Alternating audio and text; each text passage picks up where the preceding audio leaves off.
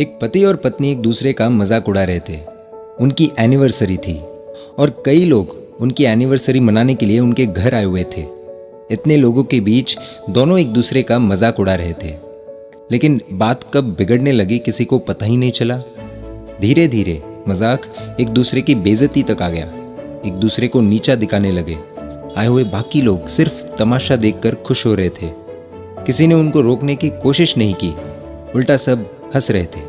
लेकिन जब हद पार हो गई और पत्नी ने यह कह दिया कि तुम्हारी औकात ही क्या है मेरे सामने, तो सन्नाटा सा छा गया। पति निशब्द हो गया। जो पास में हंस रहे थे सब एकदम से चुप हो गए। इस पूरी शांति के बीच एक महिला सामने आई। वो महिला उस पत्नी की ही सहेली थी। पति का नाम राज और पत्नी का नाम रिया था। सहेली ने रिया का हाथ पकड़ा और एक बोर्ड के पास लेकर गई और पेन मारकर हाथ में दे दिया। रिया ने सहेली से पूछा, ये क्या है और मुझे इधर क्यों लेकर आई हो? मुझे कुछ लिखना है क्या? सहेली ने जवाब दिया, हाँ, एक काम करो, तुम कोई भी 15 ऐसे नाम लिखो जो तुम्हारे सबसे करीब है। रिया ने नाम लिखने शुरू किए। माता पिता, सास ससुर, पति, बेटा, अन्य रिश्तेदार और कुछ खास दोस्तों के नाम लिख दिए। अब सहेली बोली कि इनमें से 5 ऐसे नाम काट दो, ये सोचकर कि ये लोग तुम्हारी जिंदगी से हमेशा के लिए चले गए। रिया ने दोस्तों के नाम हटा दिए।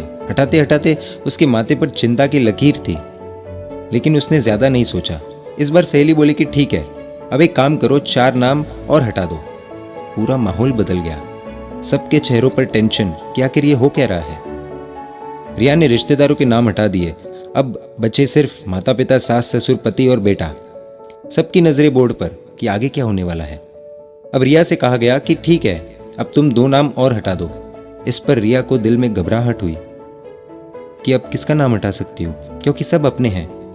लेकिन सहेली के कहने पर 2 नाम हटाने थे, तो भावुक चेहरे और माथे पर पसीने के साथ उसने सास और ससुर का नाम हटा दिया और बोली कि उन माँ बाप का नाम मैं नहीं हटा सकती जिन्होंने मुझे जन्म दिया है। प्लीज मुझे माफ करना राज। राज ये सब देख रहा था, लेकिन कुछ नहीं बोला। आगे सहेली बोली कि अब बचे माता पिता, पति और बेटा। अब एक काम करो, 2 नाम और हटा दो। रिया ने रोना शुरू कर दिया कि एनिवर्सरी का दिन है और ये सब क्या करवाया जा रहा है। लेकिन सहेली बोली नाम हटाने पड़ेंगे। बोर्ड की तरफ देखा, दिल जोर जोर से धड़कने लगा, ये सोचकर कि ऐसे कैसे किसी का नाम अब काट सकती हूँ।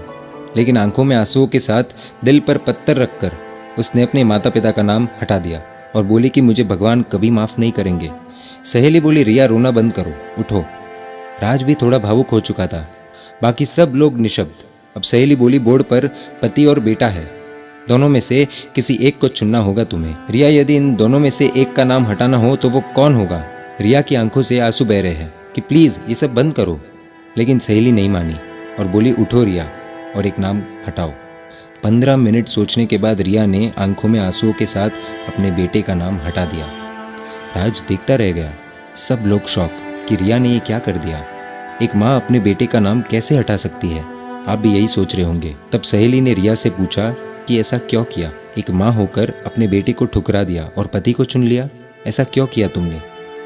तो रिया बोली कि माता पिता, सास ससुर आज नहीं तो कल भगवान के पास चले जाएंगे, क्योंकि वो सब बड़े हैं और कुदरत का नियम है, जो आया है उसे जाना ही है।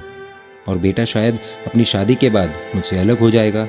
हो सकता है मुझे आश्रम भेज दे, हो सकता है मेरी सेवा करे, या ऐसा भी हो सकता है कि मुझे घर से निकाल दे, क्योंकि आजकल की जनरेशन का क्या भरोसा। रोते रोते राज के पास गई और बोली कि इन सबके बीच राज, जो मेरा पति है, वो मुझे कभी नहीं छोड़ेगा और आखिरी सांस तक मेरा साथ देगा और मेरी रक्षा करेगा, मेरी देखभाल करेगा। मेरी हर ज़रूरत वही पूरी करता है, मेरी हर जिद भी वही पूरी करता है।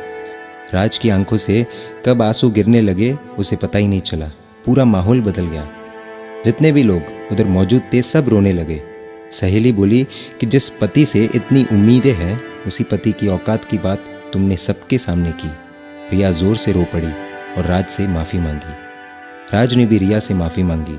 उस दिन दोनों को एक दूसरे की कीमत का एहसास हुआ। ऐसी एनिवर्सरी शायद पहले किसी ने नहीं मनाई होगी। सहेली ने रिया को सही रास्ता दिखाया और शायद एक परिवार को ये सिखाया कि परिवार क्या होता है। बाकी सब तो सिर्फ उनके झगड़े का इंतज़ार कर रहे थे। दोस्तों, इस कहानी से आपको क्या सीख मिली, प्लीज़ हमें कमेंट करके बताएं। और यदि आपको लगता है कि इस वीडियो से किसी परिवार का भला होगा तो प्लीज़ शेयर कीजिए। और ऐसी इमोशनल कहानियों के लिए emotional video stories page like कर दीजिए।